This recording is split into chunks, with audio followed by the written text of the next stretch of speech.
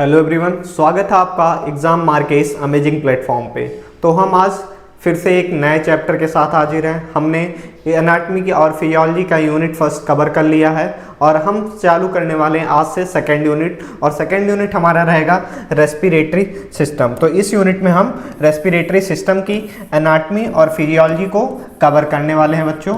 हम साथ में दोनों को कवर करेंगे। ऐसा नहीं है कि हम एनाटॉमी के लेक्चर अलग से लेंगे, फिजियोलॉजी के लेक्चर अलग से लेंगे। हम दोनों लेक्चर को, दोनों पार्ट को इंटीग्रेटेड वे में पढ़ने वाले हैं। तो आज के इस नए वीडियो में हम रेस्पिरेटरी सिस्टम स्टार्ट कर रहे हैं। ठीक, तो सबसे पहले बच्चों हम जानते हैं कि रेस्पिरेटरी सिस्टम होता क्या है और रेस्पिरेटरी सिस्टम का यूज़ क्या होता है हमारे ह्यूमन बॉडी में। तो देखिए, हमारे एक सेल्स को फंक्शन करने के लिए किसकी ज़रूरत पड़ती है बच्चों? एटीपी की ज़रूरत पड़ती है। और एटीपी बनता कहाँ है? एटीपी बनता है हमारे सेल्स के माइटोकॉन्ड्रिया के अंदर, जिसको हम power house of the cells कहते हैं। तो एटीपी बनाने के लिए बच्चों एक प्रक्रिया होती है इलेक्ट्रॉन ट्रांसपोर्ट चेन, या फिर ऑक्सीडेटिव फॉस्फोराइलेशन होता है। कहाँ पे? हमारे माइटोकॉन्ड्रिया के अंदर। तो उसके लिए हमें किसकी ज़रूरत होती है? उसके लिए हमें एक ऑक्सीजन की ज़रूरत होती है। तो वो ऑक्सीजन सेल्स तक कैसे पहुँचता है? ऑक्सीजन पहुँचता है सेल्स तक किसके थ्रू? ब्लड के थ्रू। और ब्लड में ऑक्सीजन कैसे आती है? ब्लड में ऑक्सीजन आता है हमारे लंग्स से। जो एल्वोलाई होती है, लंग्स का फंक्शनल यूनिट जो होता है बच्चों, उससे ऑक्सीजन हमारे ब्लड कैपिलरीज में जाता है और हमारी ब्लड कैपिलरीज ब्लड को हर एक सेल्स तक पहुंचाती हैं और उससे हर एक सेल को ऑक्सीजन मिलता है। तो रेस्पिरेटरी सिस्टम का यही काम होता है बच्चों कि हमारे बॉडी के हर एक सेल्स तक क्या पहुंचाना? ब्लड को ऑक्सीजन को पहुंचाना।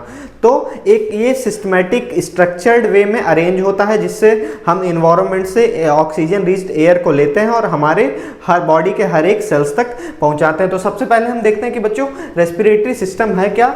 The respiratory system is the system responsible for the exchange of gases, mainly oxygen and carbon dioxide between the body and the environment. जैसे कि मैंने आपको बताया कि जो हमारा रेस्पिरेटरी सिस्टम होता है वो इन्वायरमेंट से ऑक्सीजन और हमारे बॉडी के सेल्स के अंदर जो कार्बन डाइऑक्साइड बन रहा है उसके एक्सचेंज में हेल्प करता है। मतलब ब्लड से CO2 को इन्वायरमेंट में रिलीज कराने में और इन्वायरमेंट से ऑक्सीजन को हमारे ब्लड के सेल्स, हमारे सेल्स तक पहुंचाने में हेल्प करता है। ठीक, तो रेस्पिरेटरी सिस्टम ये होता है। अब हम रेस्पिरेटरी सिस्टम के कुछ मेजर फंक्शंस को देखते हैं कि होता क्या बच्चों। सबसे पहला है गैस एक्सचेंज, जैसे कि हमने बात किया।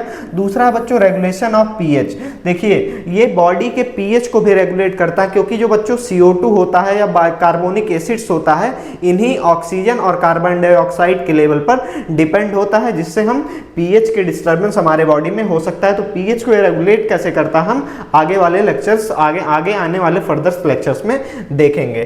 तीसरा बच्चों वॉइस प्रोडक्शन। हमारे रेस्पिरेटरी ट्रैक्ट में एक ऑर्गन होता है बच्चों जिसको हम लैरिंग्स कहते हैं। तो लैरिंग्स में वॉइस का, लैरिंग्स के थ्रू क्या होता है बच्चों? वॉइस का प्रोडक्शन होता है through vibration of vocal cord. किसके वाइब्रेशन से बच्चों? वोकल कॉर्ड के वाइब्रेशन से, जो कि हमारे लैरेंजियल बॉक्स के अंदर पाया जाता है। चौथा बच्चों ऑल्फैक्टरी, और जो हमारी ऑल्फैक्टरी रिसेप्टर्स होती हैं वो हमारे नेजल कैविटी के अंदर होती है, जिससे हमें ऑल्फैक्शन, जो स्मेल्स का सेंसेशन होता है बच्चों, वो हमें होता है। पांचवा बच्चों फिल्ट्रेशन एंड प्रोडक्शन। ठीक, अब देखिए इन्वायरमेंट में क्या होता है, जब हम सांस लेते हैं तो ढेर सारे माइक्रो ऑर्गेनिज्म या छोटे छोटे माइन्यूट पार्टिकल्स प्रेजेंट होते हैं। ठीक, तो जब हम एयर लेते हैं तो हमारी नेजल कैविटी जो होती है उसमें म्यूकस की लेयर होती है, हेयर फॉलिकल हेयर्स होते हैं, वो क्या करते हैं? फिल्ट्रेशन का काम करते हैं। छठा है बच्चों humidification and warming of air. जो देखिए, जो इन्वायरमेंट में एयर प्रेजेंट होती है बच्चों या ऑक्सीजन प्रेजेंट होता है वो बहुत ड्राई होता है। तो अगर हम ड्राई एयर को डायरेक्टली अपने लंग्स में लेके जाएंगे तो जो हमारी म्यूकोसा है, कि किसकी म्यूकोसा? लंग्स की म्यूकोसा, ट्राइकिया की म्यूकोसा, वो क्या हो जाएगी? ड्राई हो जाएगी और ब्लीडिंग के चांस बढ़ जाते हैं। लेकिन जो हमारा रेस्पिरेटरी सिस्टम होता है बच्चों, वो उसमें क्या करता है? ह्यूमिडिफिकेशन का काम करता है। कैसे करता है? कि जो हमारी नेजल कैविटी होती है उसमें ब्लड कैपिलरीज प्रेजेंट होती हैं, म्यूकस गॉबलेट सेल्स प्रेजेंट होते हैं, जो उसके किस में हेल्प करते हैं बच्चों? ह्यूमिडिफिकेशन में हेल्प करते हैं। और वार्मिंग में क्या करता है कि जो हमारी ब्लड कैपिलरीज होती हैं उसमें क्या होता है? ब्लड हमारे ऑक्सीजन के, हमारे एयर के टच में इनडायरेक्टली होता है, जिससे जो एयर का टेम्परेचर होता है वो एडजस्ट किया जाता है बच्चों। ठीक, तो ये जनरल कुछ बातें हो गई कि रेस्पिरेटरी सिस्टम्स होते क्या हैं और ये इसके कुछ मेजर फंक्शन है बच्चों। अब हम रेस्पिरेटरी सिस्टम को एक एक इंपॉर्टेंट पार्ट वाइज पढ़ेंगे बच्चों कि रेस्पिरेटरी सिस्टम जो है उसको कैसे बांटा गया है और उसके कितने पार्ट्स होते हैं। हर एक पार्ट को हम कवर करेंगे और उस पार्ट को जब हम पढ़ेंगे तो उसके साथ साथ क्या पढ़ेंगे बच्चों, उसके साथ साथ उसका जो इंपॉर्टेंट फंक्शन होता है उसको हम कवर करते चलेंगे। ठीक, तो सब जो हमारा रेस्पिरेटरी ट्रैक्ट होता है, रेस्पिरेटरी ट्रैक्ट का मतलब जो हम इन्वायरमेंट से ऑक्सीजन हमारे लंग्स तक पहुंच रहा है वो कैसे पहुंच रहा है, एक ट्रैक के थ्रू, एक रास्ते के थ्रू पहुंच रहा है। तो उस जो रास्ता है बच्चों उसको हम क्या कहते हैं, रेस्पिरेटरी ट्रैक कहते हैं। ठीक, तो जो हमारा रेस्पिरेटरी ट्रैक है बच्चों उसको दो पार्ट में डिवाइड किया गया। एक तो हमारा हो गया अपर रेस्पिरेटरी ट्रैक, दूसरा हो गया बच्चों हमारा लोअर रेस्पिरेटरी ट्रैक। ठीक, तो अपर रेस्पिरेटरी ट्रैक हम उसको कहते हैं जो कि हमारे ट्रैकिया से ऊपर होता है। ठीक, ट्रैकिया से जितनी भी चीजें ऊपर पाई जाती हैं वो हमारे किस में आती हैं, अपर रेस्पिरेटरी ट्रैक में। और ट्रैकिया को लेकर के जितना उसके नीचे चीजें पाई जाती हैं, जैसे कि हमारा सॉरी बच्चों लैरिंग्स की बात हो रही है, लैरिंग्स से नीचे, लैरिंग्स से लेकर के जो हमारा अल्वलाई है वहां तक लोअर रेस्पिरेटरी ट्रैक में आता है और जो हमारा लैरिंग से ऊपर की चीजें हैं वो अपर रेस्पिरेटरी ट्रैक में आती है। तो हम अपर रेस्पिरेटरी ट्रैक में नोज और नेजल कैविटी, दूसरा फेरिंग्स और तीसरा बच्चों पैरानेजल साइनस। ठीक, ये इसका मतलब इंटीग्रेटेड पार्ट नहीं है लेकिन हम इसको भी अपर रेस्पिरेटरी ट्रैक में ही पढ़ने वाले हैं बच्चों। ठीक, फिर लोअर रेस्पिरेटरी ट्रैक में हम पढ़ेंगे लैरिंग्स के बारे में, ट्रैकिया के बारे में, ब्रोंकियाई एंड ब्रोंक्यूल्स के बारे में, लंग्स एंड एल्वेओलाई के बारे में हम लोअर रेस्पिरेटरी ट्रैक में पढ़ेंगे। और हम फिर आगे कुछ और लेक्चर में देखें कि ब्रीथिंग की फिजियोलॉजी क्या होती है, ऑक्सीजन का ट्रांसपोर्टेशन कैसा होता है, कार्बन डाइऑक्साइड का टिश्यू से ट्रांसपोर्टेशन कैसा होता है, इन सब चीज़ों को हम फर्दर लेक्चर में डील करने वाले हैं। तो in this particular lecture I am going to talk about the nose and nasal cavity, pharynx, paranasal sinus and larynx. तो हम इन चार इंपॉर्टेंट टॉपिक्स के बारे में, चार इंपॉर्टेंट पार्ट्स को आज कवर करने वाले हैं। पहला हमारा होगा नोज एंड नेजल कैविटी, दूसरा होगा फेरिंग्स, तीसरा होगा पैरानेजल साइनस और चौथा होगा हमारा लैरिंग्स। तो ठीक, चलिए हम शुरू करते हैं बच्चों। कहाँ से, ये एक डायग्राम है बच्चों किसका, हमारे लोअर रेस्पिरेटरी ट्रैक का। जैसे आप यहाँ से देख रहे होंगे ये हमारा क्या बच्चों, लैरिंग्स है। ठीक, और इसी तरह हमारा फिर ये ट्रैकिया और ये फिर हमारा लंग्स और ब्रोंकाई, ब्रोंक्यूल्स, फिर इसके फर्दर सब डिविजन्स इस डायग्राम में आपको दिख रहे होंगे। ठीक, ये डायग्राम मैंने एक रेफरेंस के लिए देखा है बच्चों। ठीक, तो सबसे पहले हम नोज से शुरू करते हैं बच्चों। नोज होता क्या है, तो देखिए जो हमारा रेस्पिरेटरी ट्रैक का विजिबल पार्ट होता है, हमारे फेस पे प्रेजेंट होता है। ठीक, उसको हम नोज कहते हैं। The nose is the external organ of respiration and organ of smell. तो जो हमारे रेस्पिरेशन का विजिबल मतलब अगर हम अपने ट्रैक को देखें बच्चों, तो ट्रैक में हम मेनली किसको देख रहे हैं, अगर हम नेकेड आई से देखें तो सिर्फ हम नेजल को देख सकते हैं, या फिर हम फिजिकल एग्जामिनेशन के थ्रू हम अपने फेरिंग्स और लैरिंग्स को भी देख सकते हैं बच्चों। लेकिन अगर हम नेकेड आई की बात करें तो सिर्फ हम किसको देख सकते हैं, नोज को देख सकते हैं, और कुछ एक्सटेंट तक हम नेजल कैविटी को भी देख सकते हैं। It form the uppermost part of the respiratory tract and act as a gateway for inspiration and expiration। तो जो नोज होता है बच्चों वो हमारा रेस्पिरेटरी ट्रैक का अपर मोस्ट पार्ट होता है, विजुअल पार्ट होता है, और ये एक तरह का गेटवे का काम करता है। गेटवे का काम कैसे करता है, क्योंकि जो हम एयर इन कर रहे हैं, इंस्पायर्ड कर रहे हैं, एयर एक्सपायर्ड कर रहे हैं, वो नोज के थ्रू ही इंटर हो रही है और नोज के थ्रू ही एग्जिट कर रही है बच्चों। ठीक, तो ये काम हो गया किसका, नोज का।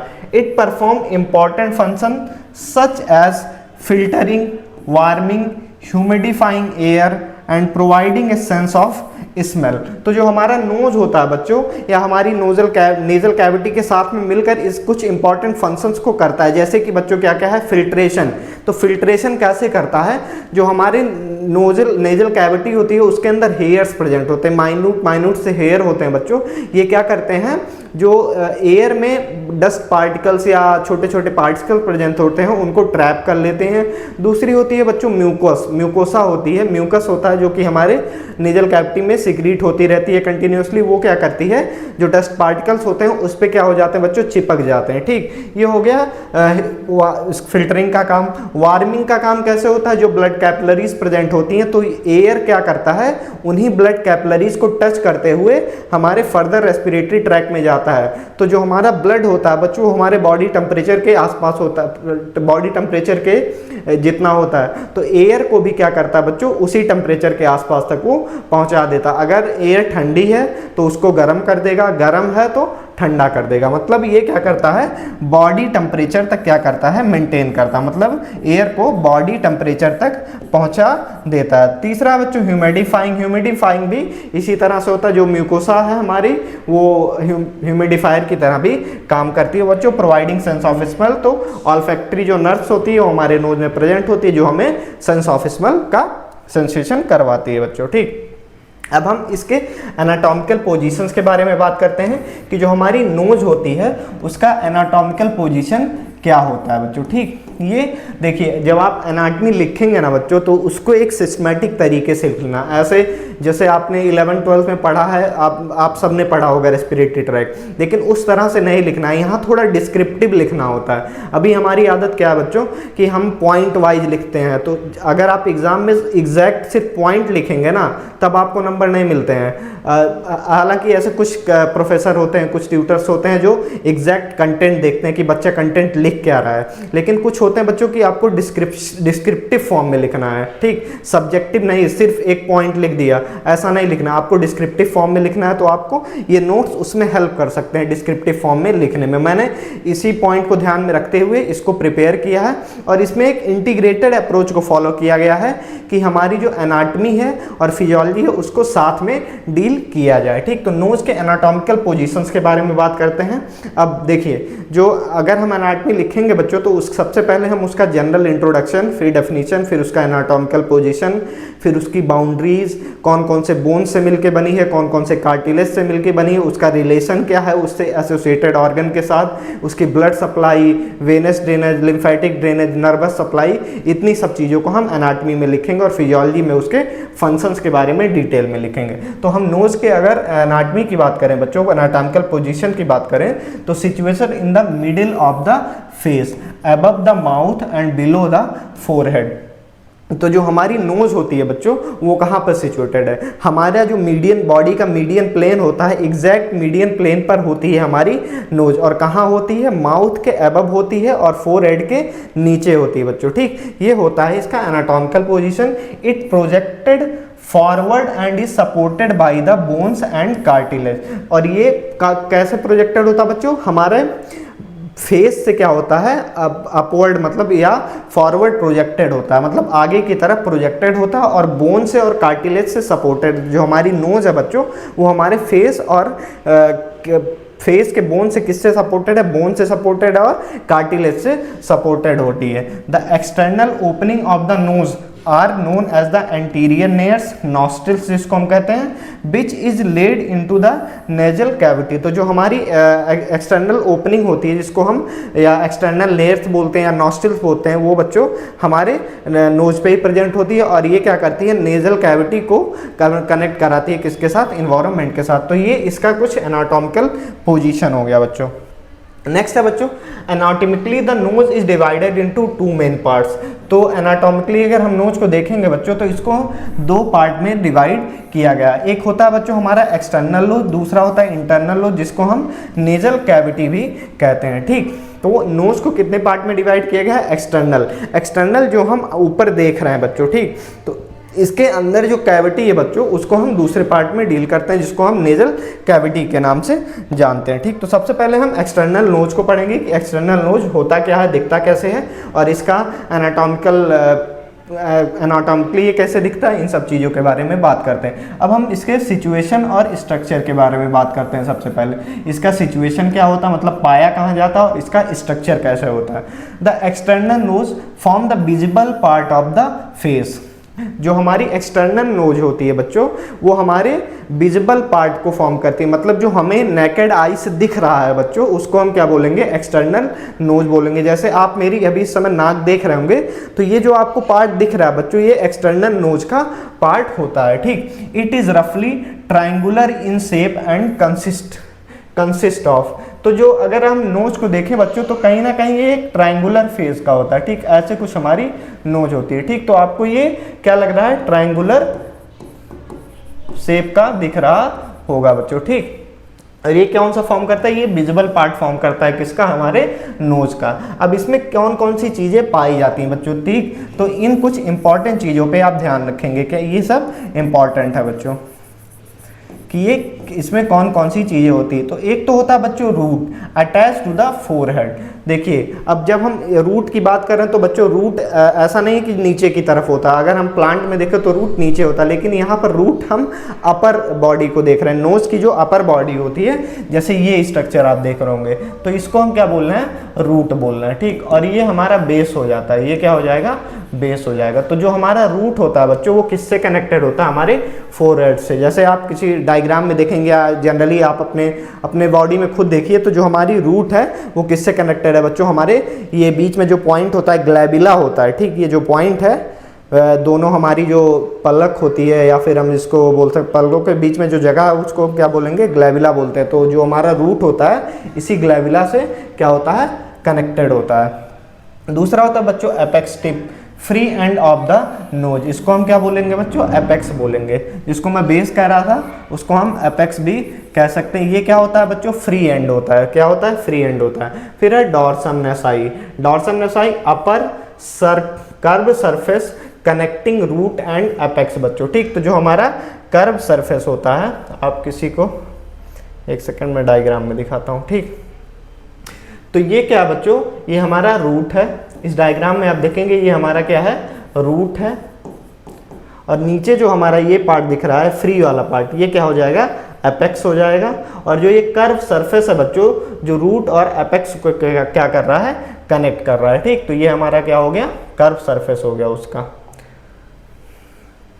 ठीक। डॉर्सम नेसाई जिसको हम बोलते हैं। फिर एलाई क्या होते हैं बच्चों, lateral expansion forming the site of the nostril. Ally क्या होती है, जो हमारे ये लेटरल एक्सपेंशन आपको दिख रहे होंगे, ये क्या होते हैं, इनको हम एलाई बोलते हैं, ठीक। फिर होता है बच्चों नॉस्ट्रिल्स, नॉस्ट्रिल मतलब anterior nares to external opening that lead into the nasal cavity, ठीक। तो ये कुछ इंपॉर्टेंट बातें हो गई किसके बारे में, हमारे एक्सटर्नल नोज के बारे में। जो हमारा क्या हो गया, रूट हो गया, एपेक्स हो गया, डॉर्सम नेसाई हो गया, एलाई हो गया, नॉस्ट्रिल हो गया। ये किसके पार्ट्स हो गए, हमारे एक्सटर्नल नॉस्ट्रिल्स के, ठीक। अब हम देखेंगे इसका फ्रेमवर्क क्या होता है बच्चों, ये कैसे बना होता है, ठीक। जो हमारे नॉस्ट्रिल एक्सटर्नल नॉस्ट्रिल है या एक्सटर्नल नोज है, वो किन किन चीज़ों से मिलकर बना होता है। तो मेनली इसमें बच्चों बोन्स पाए जाते हैं, कार्टिलेज पाए जाते हैं।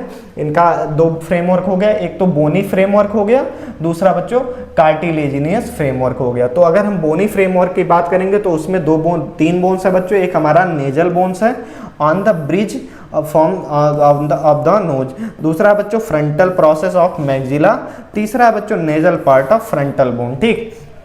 एक तो हो गया हमारा नेजल बोन जो हमारी पेयर में होती है, नोजल बोन क्या होती है बच्चों, पेयर होती है।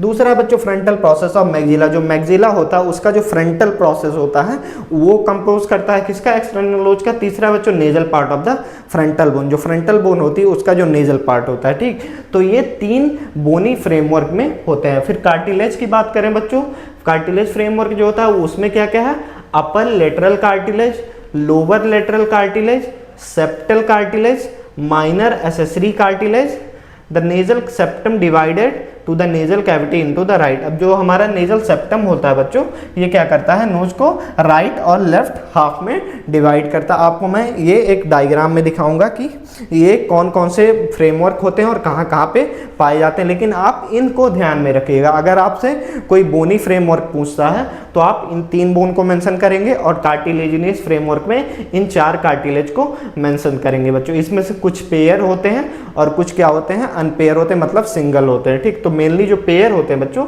ये हमारा पेयर होता है और ये हमारे भी पेयर होते हैं और ये हमारा पेयर होता है बच्चों। तो जो ये लेटरल कार्टिलेज है बच्चों वो एक ही होता है, अपर लेटरल कार्टिलेज मतलब जो अपर पार्ट बॉडी नेजल के अपर पार्ट को बनाता है, लोअर लेटरल कार्टिलेज मतलब जो नेजल के लेटरल लोअर पार्ट को बनाता है बच्चों। तो जैसे इस आप डायग्राम में दिख रहे होंगे बच्चों, यहाँ पे आप नंबरिंग देख रहे होंगे और यहाँ पे इस बोन में भी आप इस डायग्राम में भी आपको नंबरिंग दिख रही होगी। तो जैसे बच्चों लेटरल एलर कार्टिलेज की बात कर रहा है, ठीक। तो ये जो है आपको ब्लूइश वाला पार्ट दिख रहा होगा यहाँ पे, ये क्या बच्चों हमारा लेटरल एलर कार्टिलेज है। दूसरा बच्चों ग्रेटर एलर कार्टिलेज, दूसरे नंबर पे यहाँ पर आपको दिख रहा है ग्रेटर एलर कार्टिलेज, इसको हम अपर कार्टिलेज भी बोल सकते हैं। कौन सा बोल सकते हैं बच्चों?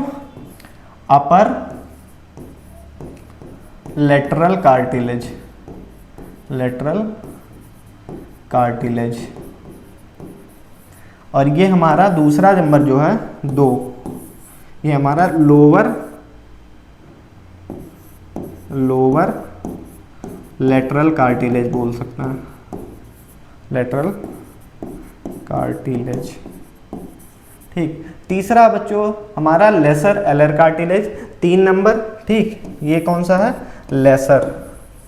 Laser alar cartilage. तो ये सब किसके पार्ट हैं बच्चों? एलर कार्टिलेज के ही पार्ट हैं, ठीक। एलर कार्टिलेज 3 होता है, एक तो हमारा सुपीरियर हो गया अपर जिसको हम बोल सकते हैं, दूसरा इंफीरियर या लोअर एलर कार्टिलेज, तीसरा बच्चों इंफीरियर एलर कार्टिलेज, ठीक। तो ये हमारे 3 हो गए किसके?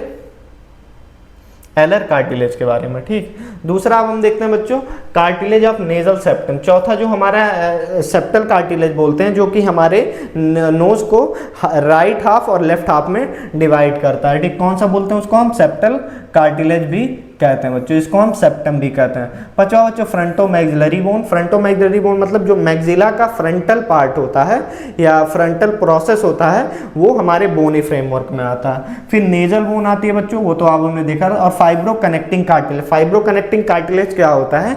जो नोज को हमारे किससे? फेस से कनेक्ट कर रहा है, जो आप इस 7 नंबर देख रहे होंगे बच्चों, ये क्या बच्चों? फाइब्रो कनेक्टिव टिश्यू होता है, जो कि हमारे नोज को हमारे किससे कनेक्ट कर रहा है? अपर लिप से कनेक्ट कर रहा होता है, उसको हम फाइब्रो कनेक्टिव टिश्यू बोलते हैं, ठीक। तो ये जनरल चीजें हो गई किसके बारे में? नेजल के फ्रेमवर्क के बारे में। अब इसमें कवरिंग क्या क्या पाई जाती है बच्चों की जो हमारी नोज होती है उसमें कवरिंग क्या क्या पाई जाती है? तो externally the nose is covered by skin that contain numerous सिवेसियस glands and hairs at the vestibule. तो जो हमारा नोज होता है बच्चों एक्सटर्नली किससे कवर्ड होता है? स्किन से कवर्ड होता है, जैसा आप सभी को पता है। These hairs help to the filter coarse dust and particles, ठीक। और जो इस पे हेयर्स प्रेजेंट होती हैं, सिवेसियस ग्लैंड्स प्रेजेंट होती है, ये फिल्ट्रेशन में हेल्प करती हैं बच्चों, ठीक। तो ये हो गया किसके बारे में? हमारे नोज के बारे में, और उसके फंक्शंस को हमने जाना। अब हम पढ़ने वाले किसके बारे में बच्चों? इंटरनल नोज या नेजल कैविटी के बारे में, कि जो हमारी नेजल कैविटी होती है वो क्या होती है, कैसे फॉर्म होती है, क्या इसका रिलेशन होता है, कितने पार्ट्स होते हैं, इन सभी चीज़ों के बारे में हम देखने वाले हैं, ठीक। तो the internal nose also called the nasal cavity lie within the skull between the roof of the mouth and the base of the cranial cavity। तो जो हमारा क्या होता है बच्चों नेजल कैविटी होती है वो कहाँ से कहाँ तक पाए, मतलब इसका सिचुएशन एनाटॉमिकल पोजीशन क्या होता है। तो जो हमारा इसका माउथ का क्या होता है बच्चों? रूफ होता है। जो हमारी कैविटी है, माउथ की कैविटी है, उसका जो रूफ होता है वहाँ से लेकर के जो स्कल का बेस होता है बच्चों, क्या होता है? स्कल का बेस, उसके बीच में जो कैविटी पाई जाती है उसको हम क्या बोलते हैं?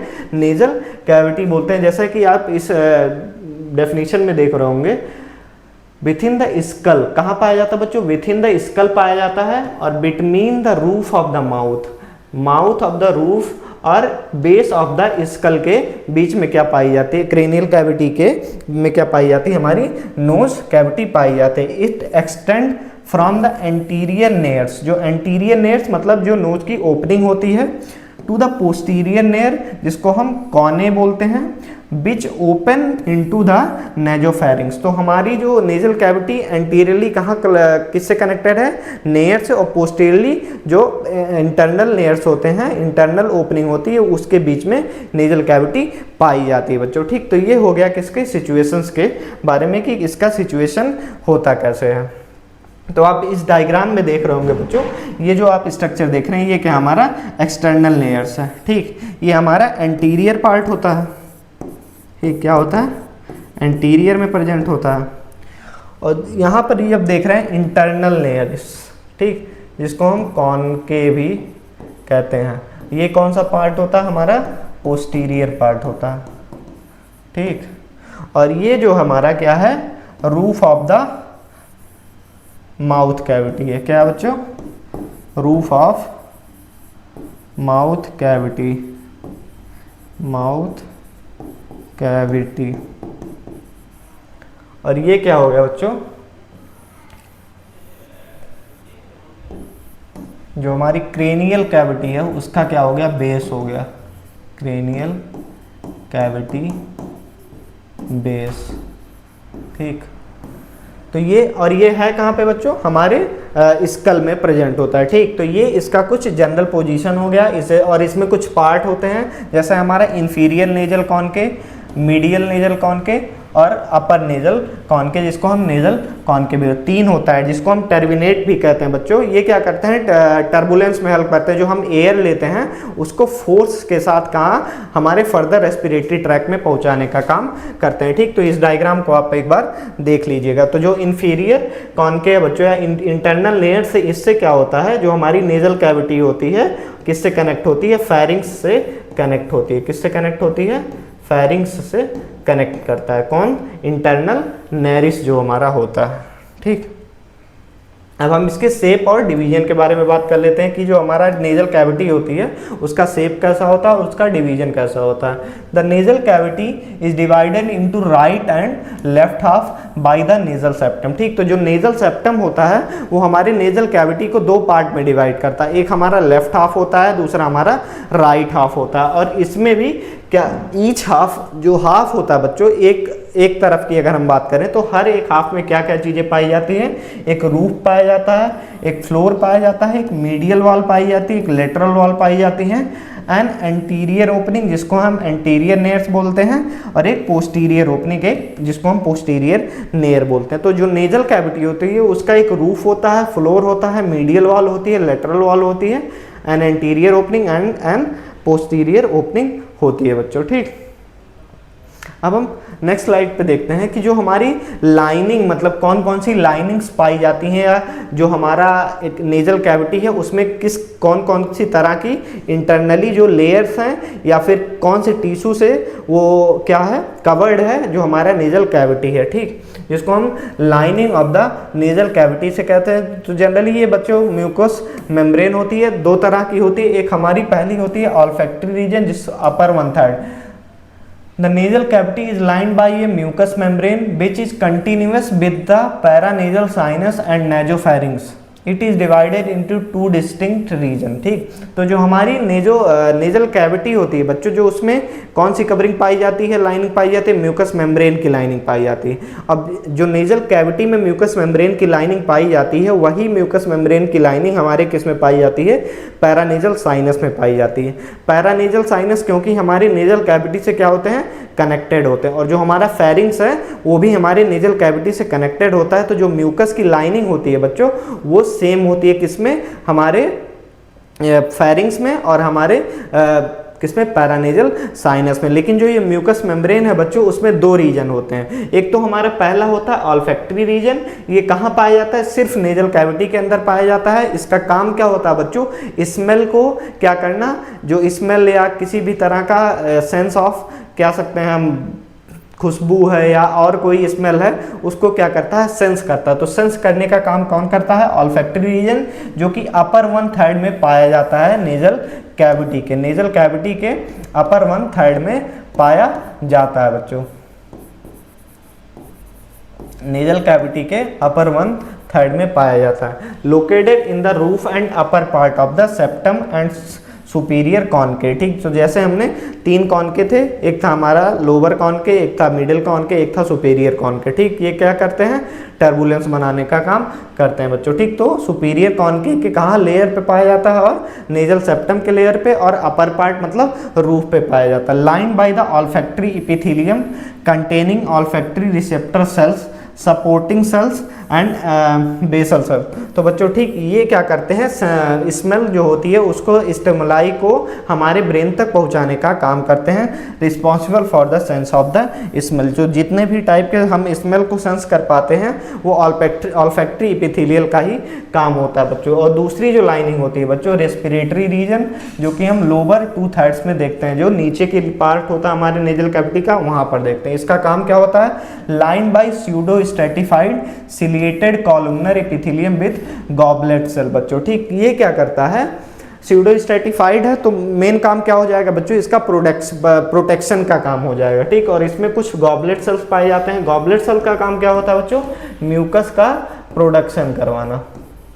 ठीक, तो जो हमारे नेजल कैविटी में जो म्यूकस बनता है बच्चों, जो क्या करता है, प्रोटेक्शन में हेल्प करता है। वो किससे बन रहा होता है, इन्हीं गॉबलेट सेल से, जो कि किस में पाई जाती हैं, रेस्पिरेटरी रीजन के म्यूकोजल एपिथेलियल सेल्स में पाई जाती हैं बच्चों। इसमें क्या प्रेजेंट होती हैं, the cilia move mucus and trap dust particles toward the throat for removal. तो जो हमारा एयर लेते हैं बच्चों, उसमें जो डस्ट प्रेजेंट होता है या पार्टिकल्स प्रेजेंट होते हैं, उसको क्या करता है, ट्रैप कर लेता है। और जो गॉबलेट सेल्स क्या होते हैं, secrete mucus. The rich blood supply warm the inspired air and mucus humidification. जैसे कि हमने प्रीवियस स्लाइड्स में बात की थी कि जो यहाँ पर क्या होती है, ब्लड सप्लाई बहुत ज़्यादा प्रेजेंट होती है। ठीक, तो किस में काम करती है, पहला वार्म करने में, दूसरा बच्चों ह्यूमिडिफिकेशन में हेल्प करती है हमारी कौन सी, ये जो रिच ब्लड सप्लाई होती है। नेक्स्ट हम बात करने वाले हैं बच्चों जो हमारी ब्लड सप्लाई क्या होती है, नेजल कैविटी की ब्लड सप्लाई क्या क्या होती हैं। तो सबसे पहले हम आर्टीरियल सप्लाई के बारे में बात करते हैं, derive from the branches of facial artery, maxillary artery and ophthalmic artery. तो जो हमारी नोज के नेजल कैविटी होते हैं बच्चों, उसमें कोई डायरेक्ट ब्लड सप्लाई नहीं आती है। इन्हीं ब्रांचेस की क्या होती है, जैसे फेशियल आर्टरी की ब्रांच, दूसरी मैक्सिलरी आर्टरी की ब्रांच, तीसरी ऑप्थेल्मिक आर्टरी की जो कुछ ब्रांचेस होती हैं वो हमारे नेजल कैविटी को क्या करती हैं, ब्लड सप्लाई करती हैं। और ड्रेनेज मतलब जो ब्लड आ रहा है, जो ड्रेन कैसे होता है बच्चों, through facial and ophthalmic when. ठीक, इन दोनों वेन्स के थ्रू ब्लड जो क्या होता है, ड्रेन होता है। अब हम नर्व सप्लाई की बात करें तो ऑल्फैक्टरी नर्व जो स्मेल के लिए रिस्पॉन्सिबल है, जिसको हम क्रेनियल नर्व फर्स्ट के नाम से भी जानते हैं, और ट्राइजेमाइनल नर्व कौन सी, cranial nerve fifth for general sensation, और autonomic nerve supply regulate blood vessels and mucus secretion. ठीक, तो ये तीन तरह की नर्व सप्लाई हमारे नेजल कैविटीज में होती हैं। पहला तो हमारा ऑल्फैक्टरी नर्व, दूसरा हमारा ट्राइजेमाइनल नर्व, तीसरा हमारा ऑटोनॉमिक नर्व। ठीक, तो ये हमारे किसके बारे में हो गया, नेजल कैविटी के बारे में हो गया बच्चों। ठीक, अब इसके हम फंक्शंस, अब देखिए हम यहाँ पर नोज को ख़त्म कर रहे हैं। ठीक, हमारा एक पार्ट ख़त्म हो रहा है कि नोज क्या होता है, कितने पार्ट्स होते हैं, इसका एनाटॉमिकल पोजीशंस क्या होता है, इसके फंक्शंस क्या होते हैं, इसके इंपॉर्टेंट चीज़ें क्या क्या होती हैं, जैसे blood supply, venous drainage, lymphatic drainage, nerve supply के बारे में बात किया। अब हम लास्ट में फंक्शन ऑफ द नोज के बारे में बात कर रहे हैं। तो एक तरह से ये बच्चों रेस्पिरेटरी पैसेज का काम करता है, provide a channel for inspiration and expiration. दूसरा बच्चों फिल्ट्रेशन का काम करता है, जैसे हमने hair follicle, mucus membrane, blood supply के बारे में बात की। तीसरा बच्चों वार्मिंग एंड ह्यूमिडिफिकेशन।